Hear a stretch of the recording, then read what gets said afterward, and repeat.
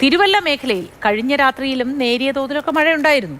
വെള്ളക്കെട്ടിനെ തുടർന്ന് പലരും വിവിധ ക്യാമ്പുകളിൽ തുടരുകയാണ്. അവിടെ തിരുമൂലപുരത്ത് നിന്ന് രാഹുൽ ജി നാഥ് വിവരങ്ങളുമായി നമുക്കൊപ്പം ചേരുന്നുണ്ട്. ഒപ്പം വിവിധ പ്രതിനിധികൾ ജില്ലയുടെ വിവിധ ഭാഗങ്ങളിൽ നിന്നും ഒപ്പം ചേരുന്നു. ആറന്മുള എന്ന Amal Thenamparambil, Kozhikode Rahul K V, Rahul G Nath Pathanamthitta, Nithin Thomas Ranni, Arun Shankar, Shinoj S T Kottayam, Sarang Suresh Kasaragod, Raghunath Narayan Alappuzha, Arun Amruthath Malappuram, Pradeep Joseph Kochi, അങ്ങനെ നിരവധി പേരാണുള്ളത്. നമുക്ക് ആദ്യം രാഹുൽ ജി നാഥിലേക്ക് പോകാം. Rahul, good morning. തിരുമൂലപുരത്തു നിന്നാണല്ലോ രാഹുൽ ജി നാഥ് ചേരുന്നത്. എന്താണ് അവിടെ സ്ഥിതി? ഈ ക്യാമ്പുകളിൽ പലരും തുടരുന്നു വെള്ളക്കെട്ടിനെ തുടർന്ന്. ഇനി എത്ര ദിവസം കൂടി ക്യാമ്പിൽ തുടരേണ്ടി വരുമായിരിക്കും ഇവർക്കൊക്കെ? എന്തായാലും ആ ദിവസം എണ്ണി കാത്തിരിക്കുകയാണ്. ഞാനിപ്പോൾ Kavumbhagam Devaswom board higher secondary സ്കൂളിൻ്റെ ക്യാമ്പ് നടക്കുന്നിടത്താണ്. ഇവിടെ നിൽക്കാൻ കഴിയുന്നില്ല, കാരണം ഇത്ര ആളുകളെ കാണാൻ കഴിയും. കാരണം പുറത്തേക്ക് നോക്കി നിൽക്കുകയാണ് അവർക്കെല്ലാവർക്കും വീട്ടിലേക്ക് പോകണം എന്നുള്ള ആഗ്രഹത്തിൽ തന്നെയാണുള്ളത്. പക്ഷേ ഈ ക്യാമ്പിൻ്റെ മുറ്റത്ത് പോലും ഇത്തരത്തിൽ ഈ വെള്ളക്കെട്ടുണ്ടാകുന്ന ഒരു കാഴ്ചയാണ് കാണുന്നത്. കുട്ടികളെല്ലാം ആഹാരം കഴിച്ച് കൈ കഴുകാനും മറ്റും പോകുമ്പോഴാണ് പെട്ടെന്ന് മഴ പെയ്തത്. രാവിലെ ഞങ്ങൾ ലൈവ് ചെയ്യുമ്പോഴും പൊടുന്നനെയാണ് മഴ ശക്തമായി പെയ്ത് പിന്നീട് മാറി നിൽക്കുന്നത്. അതുകൊണ്ട് മഴ പൂർണ്ണമായി മാറി നിൽക്കുന്നു എന്ന് പറയാൻ കഴിയുന്നില്ല.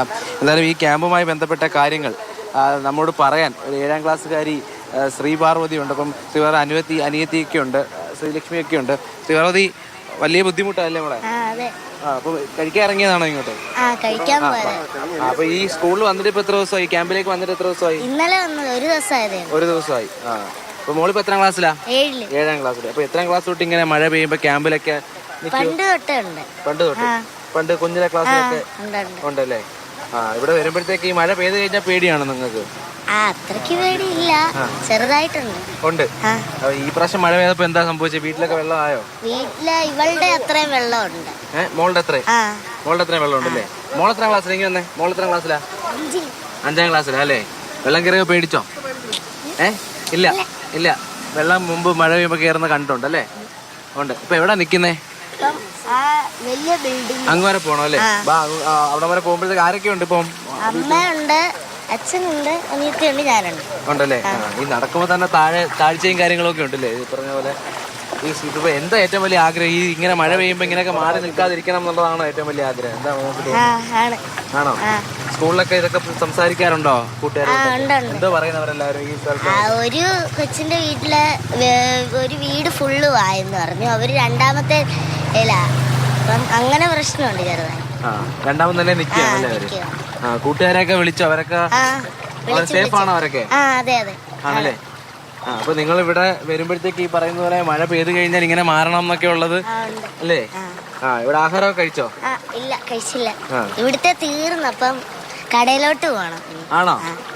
ഇവിടെ കുറെ പേരുണ്ടല്ലേ? കുറെ പേരുണ്ട്. അത് അച്ഛനാ അല്ലേ? ചേട്ടാ, ഈ പറഞ്ഞതുപോലെ വലിയ ബുദ്ധിമുട്ടല്ലേ ഈ പറഞ്ഞതുപോലെ മഴ പെയ്ത് കഴിഞ്ഞാൽ കുഞ്ഞുങ്ങളുമായിട്ടൊക്കെ? ബുദ്ധിമുട്ടാണ്. ഞങ്ങളുടെ വീടിന്റെ ചുറ്റിനും എല്ലാം വെള്ളം കയറി. ഇവിടെ നിൽക്കാൻ വയ്യാതെ വന്നപ്പോൾ ഞങ്ങൾ ഇങ്ങോട്ട് കാമ്പാത്തോട്ട് വന്നത്, ക്യാമ്പിലോട്ട് വന്നത്. ആഹാരം കഴിക്കാനായിട്ട് പോകുമായിരുന്നു? ആഹാരം കഴിക്കാൻ പോകുമായിരുന്നു. അപ്പുറത്തേക്ക് പോകുമായിരുന്നു അല്ലേ? എല്ലോട്ട് ക്യാമ്പിൽ തന്നെ ഉണ്ട്, ഭക്ഷണം എല്ലാം ഉണ്ട്. പിന്നീട് ഈ പറയുന്നത് പോലെ ഇവ കുഞ്ഞുങ്ങളുടെയൊക്കെ ആഗ്രഹം ഒരുപക്ഷെ മഴ പെയ്താലും സുരക്ഷിതമായി വീട്ടിൽ നിൽക്കാൻ കഴിയണം എന്നുള്ളതല്ലേ? അതിനുവേണ്ടി നേരത്തെ ഇറങ്ങിയ, കാരണം രാത്രി വെള്ളം പൊങ്ങിക്കഴിഞ്ഞാൽ ഇറങ്ങാൻ ഭയങ്കര ബുദ്ധിമുട്ടാണ്. ഇവരെയും കൊണ്ട് കരുത്തറ്റം വെള്ളമൊക്കെ ഉണ്ട്. അതുകൊണ്ട് നേരത്തെ ഇറങ്ങിയത്. ഏറ്റവും പെട്ടെന്ന് പോകാൻ പറ്റണം എന്നാണ്. അതെ, വെള്ളം നടന്നിട്ട് പോകണം. അവിടെ തിരിച്ച് വീട്ടിൽ പോകണമെന്നാണല്ലേ? എത്രയും പെട്ടെന്ന് അതാണ് ആഗ്രഹം ആണല്ലേ? ഈ മഴയത്തെ മരുന്നൊക്കെ കഴിച്ചോ? ഈ വെള്ളത്തൊക്കെ നിൽക്കുന്നത് കഴിക്കണം കേട്ടോ, മരുന്നൊക്കെ കഴിക്കണം. അപ്പോൾ എന്തായാലും അവർ കഴിക്കാനായിട്ട് അങ്ങോട്ട് പോവുകയാണ്. കാവുംഭാഗത്താണ് അവരുടെ വീടെല്ലാം ഉള്ളത്. ഈ പ്രദേശത്ത് ഈ ഭാഗത്തേക്കാണ് അവർ നടന്നു പോകുന്നത്. അപ്പോൾ നമുക്ക് ഈ പറയുന്നത് പോലെ മഴ ഇപ്പോൾ ശക്തി കുറഞ്ഞിരിക്കുകയാണ്, പെയ്തുകൊണ്ടേ ഇരിക്കുകയായിരുന്നു. ഈ ഭാഗത്തെല്ലാം ഈ ക്യാമ്പിൻ്റെ ഭാഗമാണ്. അതിന് 300-നടുത്ത് ആളുകൾ ഇവിടെയുണ്ട്. ഇത്രയധികം കുടുംബങ്ങളും ഈ ഭാഗത്തുണ്ട്. ഇപ്പോൾ നമുക്കവിടെ നിൽക്കുന്ന ചേട്ടനെ കാണാം. ഇതിപ്പം എങ്ങനെ വിശ്വസിച്ച് നടക്കും എന്നുള്ളൊരു പ്രശ്നമുണ്ട്. കാരണം സ്കൂളാണ്, ഈ പടിക്കെട്ടുകളുണ്ട്, അതുമായി ബന്ധപ്പെട്ട ഈ ഉയർന്നു താഴ്ന്നു നിൽക്കുകയാണ് ഈ സ്ഥലങ്ങളെല്ലാം. അപ്പോൾ ആ ഒരു ബുദ്ധിമുട്ട് ഇവർക്ക് എല്ലാവർക്കും ഉണ്ട് എന്നുള്ളതാണ് ഏറ്റവും പ്രധാനപ്പെട്ട കാര്യം. അപ്പോൾ എന്തായാലും ഇങ്ങോട്ടേക്ക് വന്നാൽ ഈ വളർത്തു നായ്ക്കളൊക്കെ ഇവിടെ ഈ വശത്ത് കിട്ടിയിട്ടുണ്ട്. ചേട്ടാ, എന്ന് വന്നതാ? എന്തായാലും ഈ പറഞ്ഞ പോലെ വെള്ളം നിറയുന്ന ഒരു അവസ്ഥയിലേക്ക് വെള്ളം ഇപ്പൊ ഇവിടുന്നും നമ്മൾ വേറെ ക്യാമ്പിലോട്ട് മാറേണ്ട ഒരു അവസ്ഥയിലേക്ക് വരികയാണ്. അപ്പം ഇവിടെയും വെള്ളം ഇപ്പം ക്രമാതീതമായി ഇന്നലെ തൊട്ട് ഉയർന്നുകൊണ്ടിരിക്കുകയാണ്. ഇപ്പോൾ തിരുവല്ല MGM സ്കൂളിലേക്ക് മാറ്റുന്നൊരു സ്ഥിതിയിലേക്ക് അധികൃതർ എത്തിച്ചേർന്നിട്ടുണ്ട്.